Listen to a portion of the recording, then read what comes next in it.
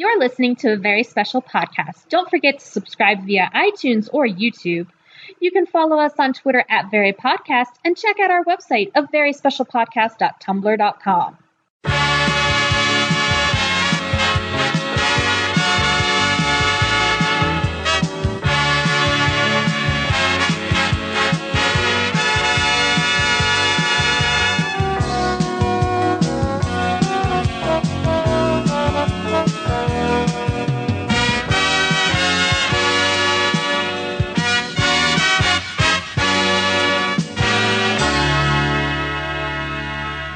Hello, everybody, and welcome to a very special podcast. This is the podcast in which we watch all of your favorite television shows from yesteryear and then discuss them over a glass of wine. And I'm Patrick M. Dunn. You probably remember me from the previous galaxy of episodes. And I'm joined here, as always, by Kat Halstead, the author. Hello, everybody. And in tonight's episode, we are going into TV movie land. We are going to be doing the 1988 NBC made-for-television movie event, Dance Til Dawn. It's basically a movie about the prom. We thought that was appropriate since it is prom season right now. Yes, it's end of May. Yeah. Early June. When do kids go to the prom? It's been so long since I've last been in high school. I want to say starting April, ending in June, I think. It depends on your school year, I think. Yeah. When your school year starts and when your school year ends kind of thing. So this movie kind of has some weird vibes. It kind of reminds me, because we are 90s teens, to me it has a Can't Hardly Wait-ish kind of vibe to it. Yeah, it has that little bit of this epic night, just like Can't Hardly Wait, and you've got all these different stories going on that kind of interconnect a little bit. Dance Til Dawn frames itself around the prom, and we basically have a gaggle of television actors that were most likely in TV series at this time. So this movie started... or they were either, if they weren't in a TV series, they were about to, make it big. They were about to blow up. Yeah. I believe we have Christina Applegate. Yes, we've got Christina Applegate, who was on Married with Children at the time, Alyssa Milano, who was on Who's the Boss, Tracey Gold, who was on Growing Pains, Tempest Bledsoe, who was on The Cosby Show. Really, it was the guys were not as famous as the girls. No. Well, Matthew Perry... no, this is before his big break. Okay, but he is destined to be on Friends. Yeah. Alan Thicke, also from Growing Pains, and Kelsey Grammer from Cheers. Mary Fran from Newhart. Yeah, and the lady who plays Mrs. Poole on Hogan's Family. Yes, Edie McClurg. Yes. So that's the big names in this, I guess. Yeah. There were some other actors. They were probably popular at the time, but I just don't really recognize them. Yeah, they're those guys who you probably saw in other stuff from that time period.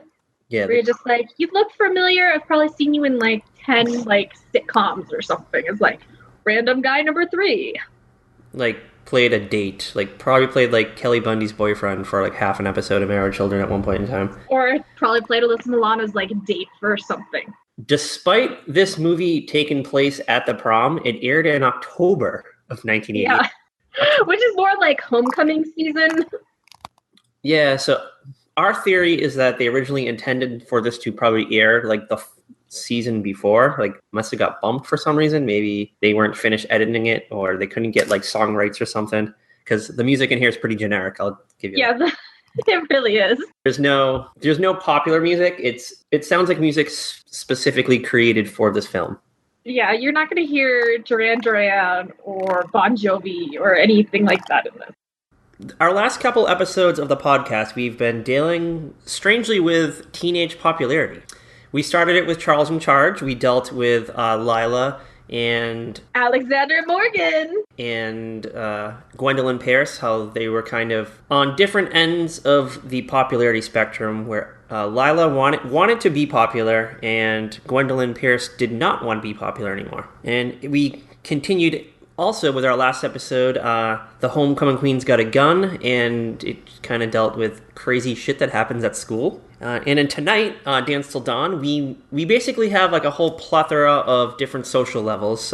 Okay. So before we get into discussing Dance Till Dawn, there's one thing that I discovered. So the two people who are credited as the writers, Steve Kreinberg and Andrew Gurdat, I'm probably butchering his name, they are a writing team. They created Herman's Head. Really? Yes. I was wondering what else the directors and the writers involved in this movie. I was like, what else have they done? And I just happened to click on the writer's name, and they both created Herman's Head, which I loved that little tidbit. Did you watch Herman's Head back in the day? I did, but I have very few memories of it, though. I remember Yeardley Smith being in it, who played Lisa Simpson's voice. Mm-hmm. But that's like all I really remember. I remember Hank Azaria was in it as like some... Like a boss, maybe? He was the best friend of Herman, and he was like a ladies' man. Okay. Always hooking up with different women. He's kind of like John Ritter's buddy on Three's Company. Yeah. Was his name Larry? Yes. All right, so I think we should get into discussing Dance Till Dawn. We should maybe do like a character breakdown. Okay, who do you want to start with? I think we should start with Christina Applegate, because she's the first name that pops into my head. Okay, so Patrice. Patrice Johnson, I believe, is her name. Is that correct? Yes, it is. All right, so she kind of struck me as someone who had this false sense of her popularity. Yes, she definitely thinks she is far more popular than she really is. Every time you see her talk to the group of, like, kids, they're like, oh, this bitch. We have to just pretend to like her. Oh, my God. Like, you could see these girls rolling their eyes at her. Yeah, there's a scene very early in the movie. Alyssa Milano's character, Shelley Sheridan, is kind of like the queen of the school. Yeah, she's the most popular girl in school. And she kind of has her clique. And I think they run into Patrice at the mall for a brief moment. Yeah, they're at the drugstore. Yeah, they kind of eye-roll Patrice. So Patrice, like, she's trying to create her popularity. So she elects herself like the head of the prom planning committee. Yeah. And she has her boyfriend Roger, played by Matthew Perry, who I guess he's probably a popular guy. He's like a jock, but she's trying to mold him. He's probably on the football team, but not like a major position or anything. Or maybe he's on like the basketball team or something. He's probably like a track star. Yeah, actually that's probably what it is. Probably track. He looks like a runner. But he's a very soft-spoken guy, Roger. Like, he has very few lines in this movie, only because Patrice kind of molded him into what she wants him to be. Patrice has this idea of how everything is supposed to go, and it is so ridiculous that this high school girl has like her whole life planned out. She's got her and Roger's life planned out. She knows when they're going to have kids, what they're going to do, when they'll be able to afford the second house in Maui, all this ridiculous stuff. And I believe they are pre-engaged. Yes, they are engaged to be engaged. Yes, which is a concept that is new to me. I think the first time I heard it was when I saw this movie when I was like 12 or 13. Did you have this like belief that it was a real thing? Well, I've seen it on like other sitcoms and stuff. I think maybe Corey and Topanga were engaged to be engaged on Boy Meets World, or like they had the promise ring. That's what the promise ring is. It's the promise that one day we'll get engaged and then we'll get married, blah, blah, blah, all that stuff. So I believe that Roger buys Patrice a pre-engagement ring, so it's probably a promise ring. Yeah. Maybe the term wasn't quite invented yet. Do you know what Patrice kind of reminded me of? Taylor Townsend from The O.C. Oh my God, yes! Because Taylor Townsend was trying to like also construct her power play in the O.C. school, whatever the name of the high school it was they went to. Newport High? Yeah, it's totally that archetype. Patrice is in charge of planning the prom, so her theme that she goes with is Paris in Puce. Yes, like one of the worst prom themes I think you could come up with. Like, Paris itself is a great theme. Like, a night in Paris would be great. Yeah, a night in Paris or something, anything along those lines. But Paris in Puce, come on now. So Puce is kind of like, what is it, like a red color with dots? It's like this maroony color. It's like, it looked maroon to me. I'm like, what in the world is... her dress matched everything she picked out for the prom. It matched the runner that she had going down the stairs and everything. It matched the tablecloths. I don't mean just the color. I mean like the exact same pattern of her dress was everything else. Patrice's dress looked like Minnie Mouse's like headband thing that she wears. That's what it reminded me of. And it was like silver polka dots or something, like gray polka dot. It was so weird. Which was even funnier. So in the beginning of the movie, we start at a flower shop, which is at the mall. So this mall has a flower shop and apparently a movie rental store as well, which is weird to me that there's a flower shop in a mall and a movie rental store. And a pharmacy. Maybe in the 80s, maybe back in 1988, this made way more sense. My idea of a mall is like the Gap, Old Navy, maybe like a record town. A record town? You never had record towns? No, we had Sam Goody. We had Sam Goody, but I think it originally was Record Town, then it became Sam Goody, then something else. I don't know. They all blended into one store. But we had a store called Tape World too. I wish you guys could see the look on my face right now. I don't think the stores we had were that like literal with their names. Well, we didn't grow up too far apart from each other, so I don't. That's true. I would think these would be. Must be a regional thing. I'm not really sure. Yeah, there's got to be like some regional, or you had like those small businesses that took over a mall space. We had some like independent ones too, like Strawberries Music. That's like a strange name for a music store, but it's called Strawberries. And you could buy concert tickets from there too, like Ticketmaster. Wow. Yeah, so like if you wanted to go see Bon Jovi in 1988, and this is before you went online and bought tickets, you had to go to Strawberries and pick them up. See, when I was a kid, we didn't go to the mall. We went down to Scotty's in downtown to get your like whatever kind of tickets you needed. I remember when the Yankees went to the World Series in like, I guess 96, that there was a line around the block outside the record store to get tickets. Because I remember seeing like several guys from my class in line at different spots. I remember when it was either Backstreet Boys or NSYNC. One of those were having a concert. And I just was going to the mall just to buy like a t-shirt from Old Navy. And there was just a line around the building. And it was just all teenage girls standing in line. I was like, what the hell's going on? It's like, oh, NSYNC or Backstreet Boys or one of those two. One of those like power groups of the late 90s. I remember when I saw NSYNC, I actually bought the tickets online in like 2001 or something. Yeah, that's about the era when you started doing that. Everything was done online, including buying books from Amazon. So anyway, Patrice, her and Roger are at the mall. They're planning their day. So Patrice, she needs to coordinate her prom attire with Roger and the actual prom. So she picks out the corsage color for her, and she's like, Roger, it's your responsibility to go buy the corsage. Here's the color. And you need to surprise me, though, but here's the color. You need to do this, but this is what you're getting me. And she emphasizes about 5 or 6 times that nothing can go wrong because she needs to become the prom queen because her entire life is riding on this. Because if her and Roger do not become prom king and prom queen, they will not get into a sorority or fraternity. They will not get their jobs as accountants or whatever the hell like her whole idea is. Probably interior design. Yeah, it's kind of weird. So it's like, if I don't become prom queen tonight, I am not going to get the job I want, in 5 years. Because that's totally how life works. Yeah, well, she has this false sense of reality, really is what it boils down to. She's also having the party at her, like the after prom party is going to be at her house that night. Yes, and she's basically told her parents, you got to stay away. All right, we should get into her parents. Hey, I forget their names. I can never remember their names. Mr. and Mrs. Johnson. Mary Fran is the actress, but I don't really think they ever even mention their characters' names. Yeah, I don't think they do either. Mr. and Mrs. Johnson, they got married right out of high school, it seemed like. Yeah, they got married like right out of high school.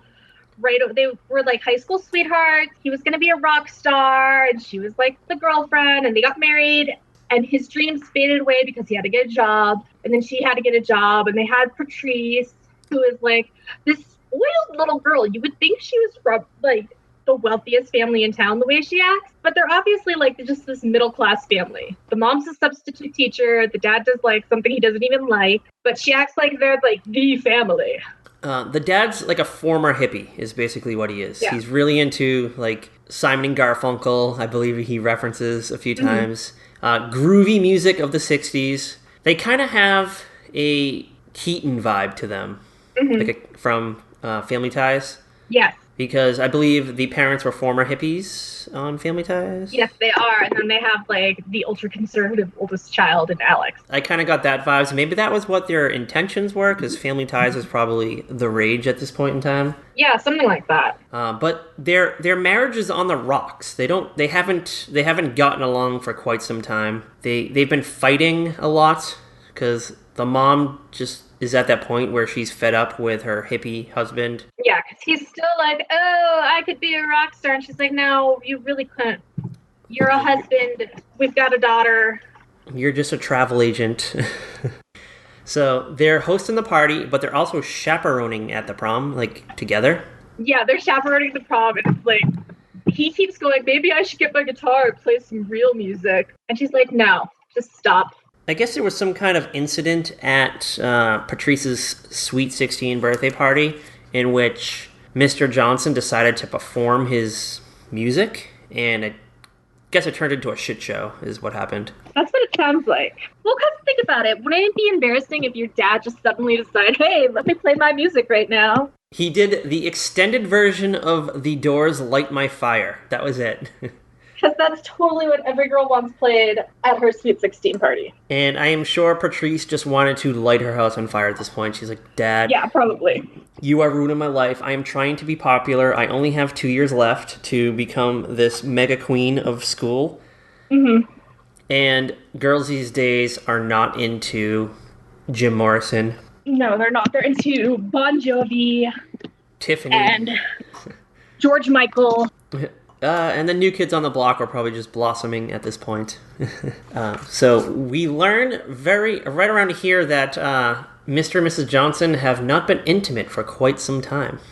No, what is it, 2 years? 2 years. So while they are at the prom, they're in a fight and the music is playing really loud. Mr. Johnson shouts out, he's like, it's not my fault we haven't made love for the last 2 years. But right when he says that, the music stops. And everybody hears it. Like, how embarrassing. You get eye rolls galore right here. I can't even fathom. And without spoiling the rest of the movie, I think we should move into some of the other characters, and then we'll wrap up how their lives end. So should we get into the Dan and Shelley Sheridan arc? That's actually exactly where I wanted to go. Okay. Let's discuss Dan and Shelley. All right, I think you should lead this arc. Okay, so Shelley, who is played by Alyssa Milano, is the most popular girl in school. She's basically the girl that Patrice thinks she is.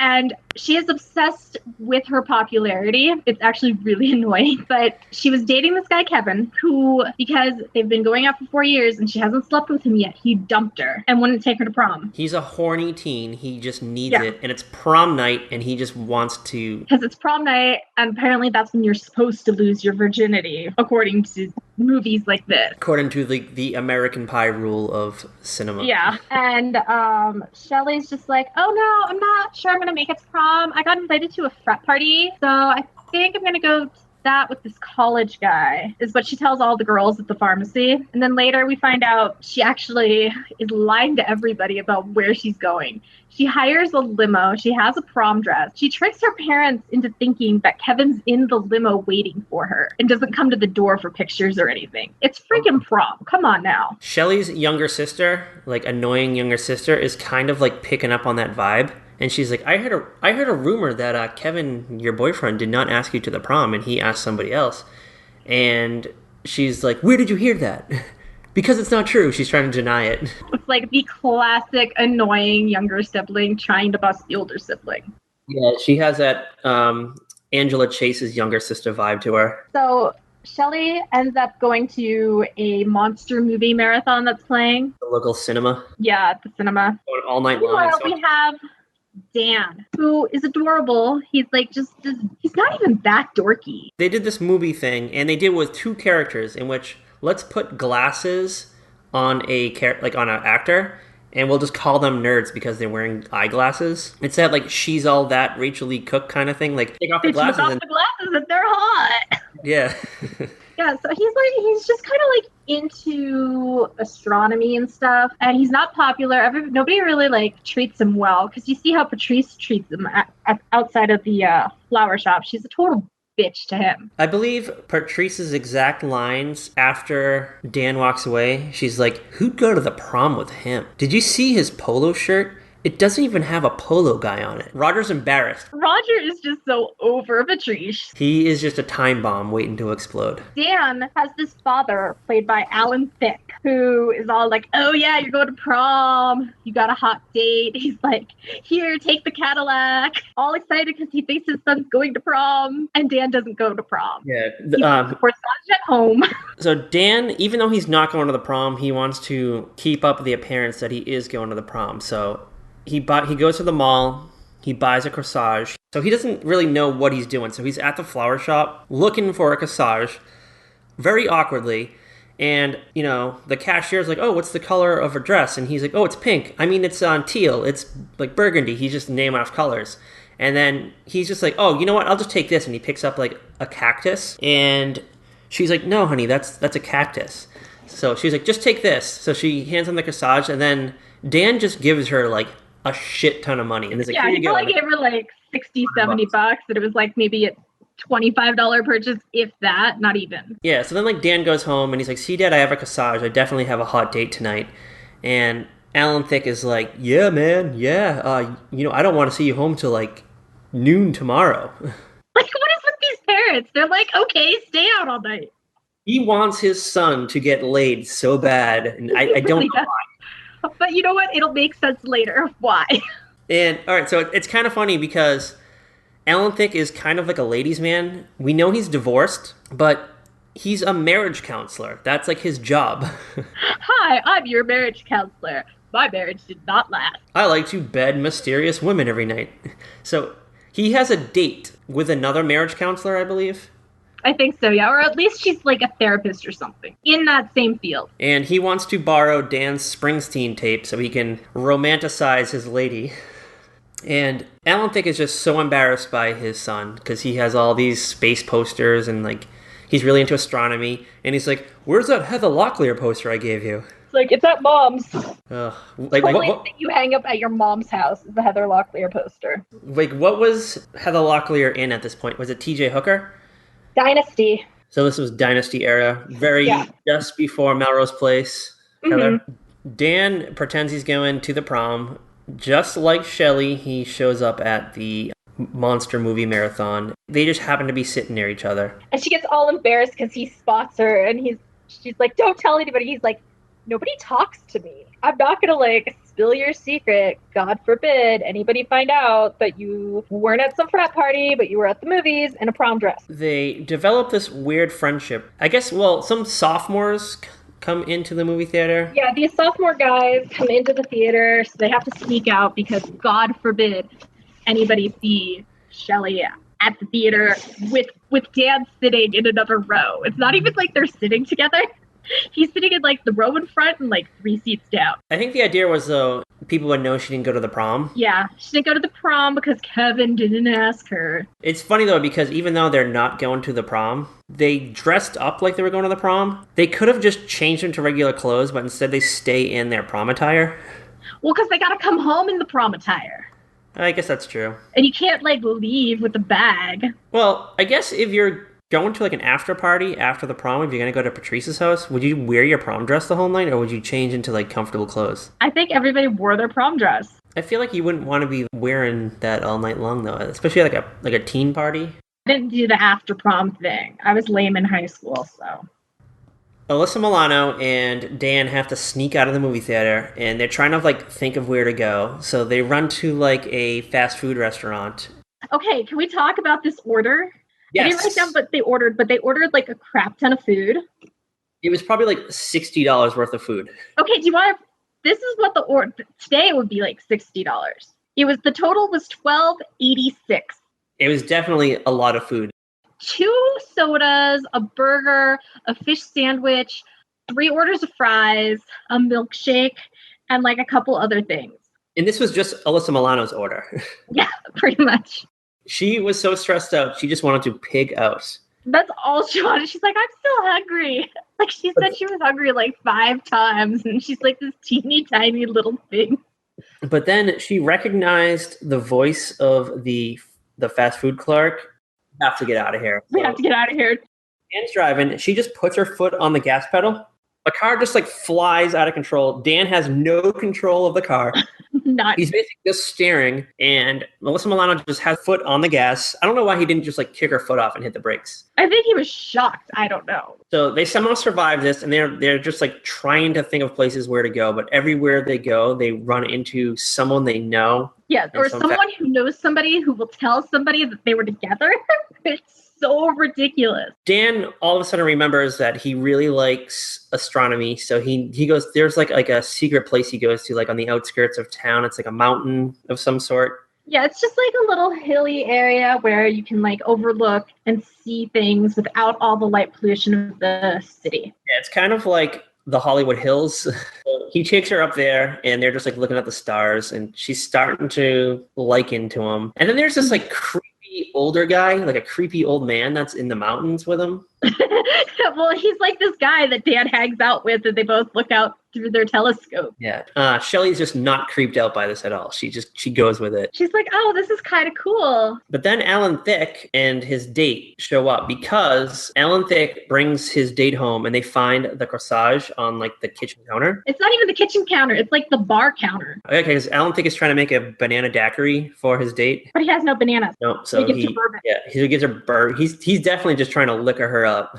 Yeah, for sure. Alan Thicke's date is like really worried that Dan is at the prom with this hot date. His date doesn't have the corsage. So they're like, we need to go down to the school and bring this to Dan so he can give it to his date. So they get to the school, and they find out that Dan's not there. And now they're just like driving around town aimlessly looking for him. Like, where could Dan be? Well, because they tell him, like, the lady at the door is like, oh no, he's not here. He didn't even buy a ticket. Somehow, like, Alan Thicke is like, you know what? He's probably at that like shitty mountain he always goes to. Yeah. He's like, he's at that damn mountain. So just when Dan and Shelley are starting to like really come together and click, Alan Thicke and his date show up. They see him riding up the hill. So they take off. At this point, this is where Alan Thicke's date just like, he's like, I've had enough of this. Like she's like done with this. What kind of pissed me off about that is it was her idea to go find Dan and bring the corsage. And then she thought it was weird after that. Yeah, then she thought it was weird. Like, this dude was ready to like just not even bother with this, and you forced this issue, lady. She had a problem with it. So then she abandons the date, and she leaves with the creepy mountain guy. Yeah, she leaves with the other guy. She's like, yeah, I need a ride. He's like, hop on in. He's like missing teeth. I don't think he's missing teeth. He was just really creepy. And he's just like this old guy who hangs out, wants to look at the stars with his telescope without the light pollution of the city. Yeah, but she doesn't know that, though. Like, she just met this guy, like, a minute before, and she's like, hey, you drive me down to the bottom of the mountain? And he's like, sure, hop in. Well, she's just fed up with Alan Thicke. I mean, she could have at least stuck it out to get a ride home, like, or like back to Alan Thicke's house so she can get her car back, or wherever her car is. Yeah. Then she just gets in a car with a complete stranger. I don't know. I guess this was like a trusting time, maybe. Yeah, it was far more trusting than it is now. In what year is it? 2016? Yes. It's like Mayberry in this town. They didn't lock the doors. There's no crime. There's just horny white teenager males. Yeah, it's just a bunch of horny teenage males. That's the biggest problem in this town that they're facing. Yeah, pretty bad. On the other end of the spectrum now, because I guess we'll just kind of wrap everyone's story up at the end. All right, so I think we should hop into Tracey Gold's character, Angela Strahl, or Belle Strahl, as they call her. Mm-hmm. Just like Dan, she's kind of a nerd. She wears eyeglasses. Yeah. And she also takes them off, and she's suddenly hot. Hangs out with Tempest Bledsoe, who is referred to as the bag lady. Yeah, I'm sorry. I've seen like way worse clothes on TV characters, and they call her the bag lady. She's not even like that frumpy or anything. Her clothes were actually like kind of stylish, probably for the time. Yeah, it was so weird. They thought she was strange for some reason. And Tempest Bledsoe, I guess her character, she wanted to be like a fashion artist. That was like she's supposed to go into like fashion design or something. And Angela Strull, Tracey Gold's character, she's kind of like, her parents are very strict. Her parents are played by... they're strict. They're, her father, played by Kesley Grammar, is the pharmacist. And when Kevin is buying a box of condoms, he's like, you have to be 18 to buy these. And he's like, no, you don't. And then he's like, you have to be married. Yeah, it was so weird. He's like, well, my wife wants them.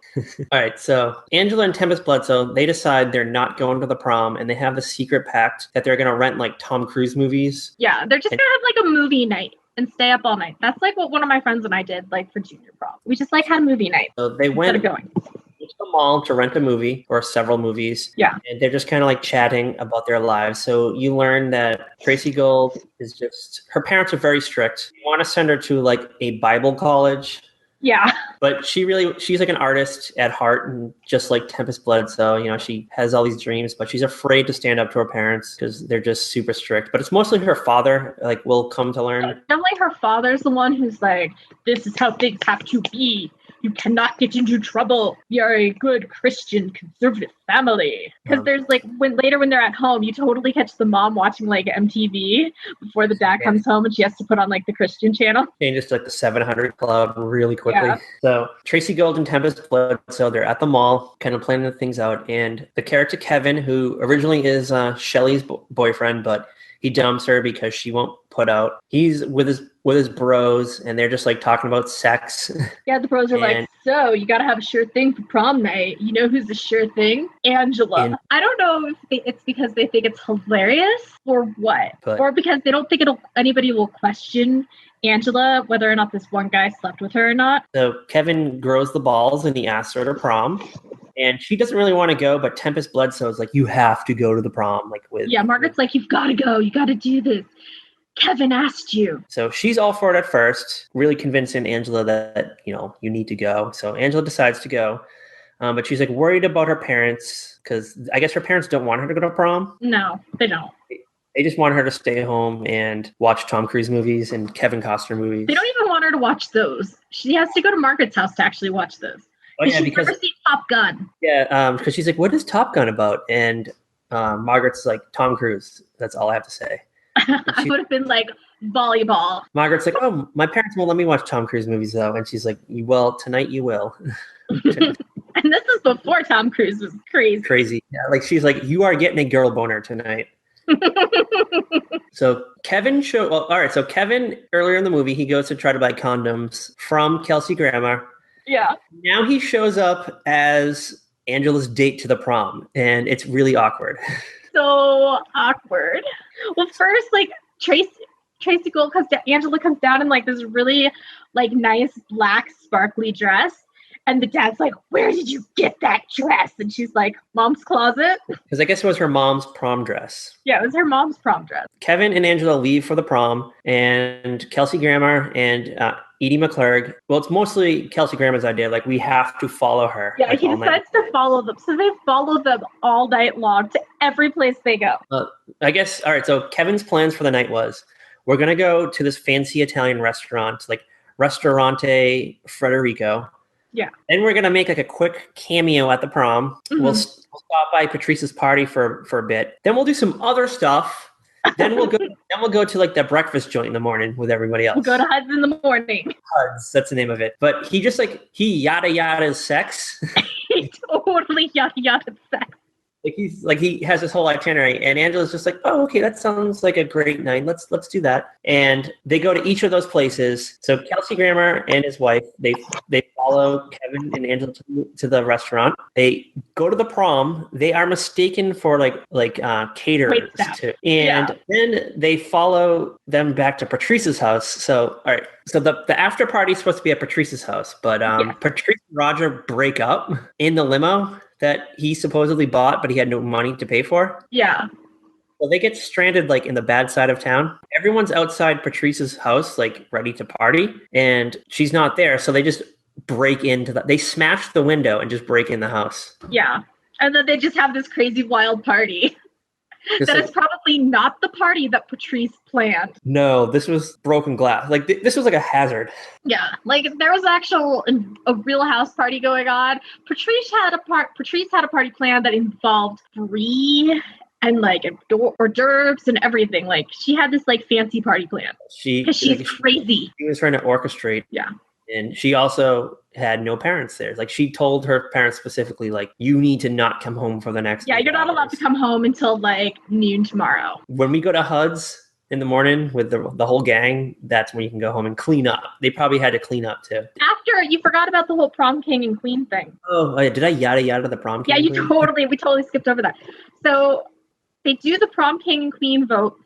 You know, because you do it a few days before, really. And they do the results, and it's Kevin and Shelly, but Shelly is not there. So Patrice thinks, this is my chance. I'm going to be prom queen because Shelly didn't show up. She's like, okay, we'll do an emergency revote. So everybody make sure you vote. And Angela wins. That's because Angela took off her glasses. Put on a little makeup, wore a hot dress, and instantly everybody's like, oh my God, Angela. The other girls were like, Angela, we need to go to the bathroom together. So she suddenly became popular for one night. She's part of this whole new social construct where she is just living popularity, and she's actually kind of liking it. Yeah, it's kind of cool. She's prom queen. Like, she never thought she was going to be prom queen. It, like, never crossed her mind. Margaret ran out of Tom Cruise movies to watch. So she went back to the movie store to rent another movie, and she runs into a guy. Kevin Costner this time. So she runs into like the clerk, who mentions like, oh, I heard that your friend Angela is like easy. Can I get a chance at her? That's pretty much exactly what he said. Like, who says that to somebody? And she loses her shit. So she goes to the prom to like save Angela. But Angela is just like newfound popular. She does not believe her. Yeah, she's like, you're just jealous, because that's how it always is. You're just jealous of my newfound popularity. You told me to come, and now you're jealous, so whatever. She's looking through these popular lens now. She doesn't understand the rest of the world. She's becoming Patrice, basically. Well, she's bought the BS that Kevin's for all night. That he likes her, that he would have asked her out sooner, but he was nervous. And all that crap. But the weird thing is that Kevin actually was starting to like fall for her, though. Yeah. He actually started liking her for her and not as a romp in the hay. But because now Angela kind of has that idea in her head, when they're at Patrice's party, he takes her up to, I guess, one of like the extra bedrooms up there. Yeah, just one of the bedrooms. Probably Patrice's bedroom. Let's be real. It was probably Patrice's bedroom. And he makes like a brief advance on her. I think they were just started kissing, and then she's like, "Oh my God, Margaret was right." But right before that happens, though, Kesley Grammar looks in the window because he like puts a ladder and he kind of climbs up. So he kind of just sees like a quick second of that before he falls into like garbage cans. Of course. And then she takes off, right? Angela takes off. Yeah, Angela takes off and she goes to find Margaret. She goes to Margaret's house to like knock on the window because Margaret apparently lives on the first floor. And they're just like, standing at the window talking. Like, Margaret, you're right. And they patch up their relationship, but Kesley Grammar is still, he doesn't realize that Angela left, so he's still trying to like break into the house. So he's still trying to like look in the window, and he's trying to get his wife to like crouch down so he can stand on her back, and he's like, nope. She's like, I'm done. And then he gets arrested. A cop is like happened just to be driving by and sees this, arrested for voyeurism. So ridiculous. I love it. And then, all right, so then we have, so Patrice and Roger, they missed the party because they're like on the bad side of town. They have to like walk home. Yeah, because they don't have any money for a cab. They try to pawn stuff. They try to pawn the pre-engagement ring. And they got offered, what, $2? Patrice loses her shit, and Roger finally stands up to her and is like, you know what, I'm done with you. He's like, we need to break up. Oh, no, it's not. They don't even break up until like HUD. Oh, okay. But he's just like, you can see Roger's just getting like more and more just like done with Patrice. As the night goes on, he's just like, why am I with this girl? So they're like outside walking at one point, and Thicke drives by, and he's like, hey guys, do you go to like the high school prom? They're like, yeah, we do. And they're like, do you know my son Dan? Patrice is like, oh, that nerd kid. And he's like now he's embarrassed because he like finally learns his son's a nerd, and he's like, because you know, Patrice, she's so like nice. Like, she just like comes right out to a stranger, basically. He probably could have offered them a ride, but he just takes off. Yeah, he's just like, if she had been nicer, they might have gotten a ride. He just takes off. He's just like, screw this. And then to kind of like tie up the rest of the story, so Shelly and Dan, in their escape from Thicke, they go to like make out point. They they briefly have to pretend they're making out, because they didn't want to be recognized, so they had to. And then they spend like the rest of the night making out. And everyone now ends up at HUD's. Yeah, everybody ends up at HUD's. Angela and Margaret are there.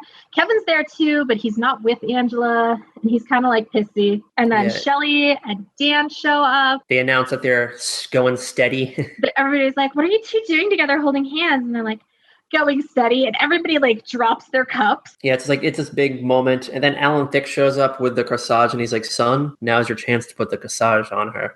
Yeah, and then my favorite though is this: when they get to HUD, that's when Roger breaks up with Patrice. That's when he finally loses his shit. It's like in front of everybody too. Yeah, I don't want to be an accountant. I want to be a firefighter, and everybody drops their cups. There's a lot of cup dropping in this movie. Yeah, the parents are there too. Patrice's parents are there. And she's like, "Mom, Dad, Roger broke up with me," and they're like, "Yeah, that happens." They're like, "Good." They're like, "Whatever." Like, we didn't like him anyway. Patrice has a brief moment where she like realizes that what she is doing is probably wrong.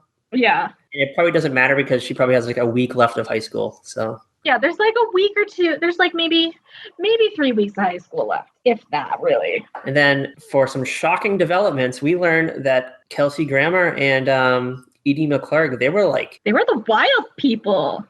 Wild Man Stroll was Kesley Grammar's nickname in high school. Mm-hmm. And Red Hot Ruth, and he knocked her up, and that's why they got married. Yeah, that's why they got married, and that's why I guess Mr. Stroll, Wild Man Stroll, is like now Bible Man Stroll. Yeah. And then we learned Alan Thicke was really the Weenie Man left court. Yeah, and that's why he's like so desperate to make Dan this cool guy. Well, I'm pretty sure his son did better in high school than he did. And then we kind of get that happy ending right there. It just kind of like ends. Yeah, it's like prom's over. You know, it's been a crazy night. Couples have broken up. Couples have gotten together. Friendships endured. And these people disband. And I guess we see them again at the high school reunion 10 years later. All in all, I thought it was a lovely movie for a television movie. Yeah, I loved it. It was great. It fits in with the scheme of the podcast because we love television, and it had television actors, very popular television actors. It was just amazing. Check out our website, averyspecialpodcast.tumblr.com, our Twitter @verypodcast. Subscribe and rate us on iTunes. Anything else? YouTube. Oh, yes, the YouTube. I got to update that. No worries. You can find us on YouTube. You can just search for A Very Special Podcast. We get like 42 videos. It comes up pretty easily. So find us there. Go to our website. Sometimes we do articles, history of television, all kinds of fun stuff. And I guess, as always, bye. Until next time.